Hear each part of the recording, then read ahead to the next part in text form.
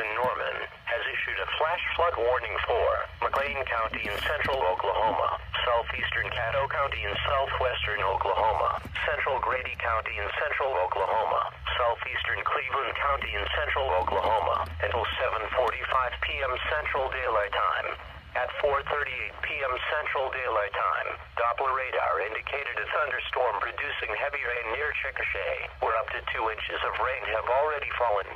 Some locations that will experience flooding include southeastern Norman, Chickasha, Blanchard, Purcell, Noble, Slaughterville, Lexington, Goldsby, Dibble, Wayne, Washington, Cole, Ellick, Vernon, Cement, Amber, Norwich, Bradley, Etowah, and Rosedale.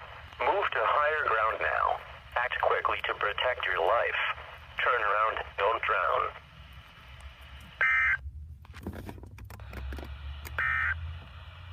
A severe thunderstorm warning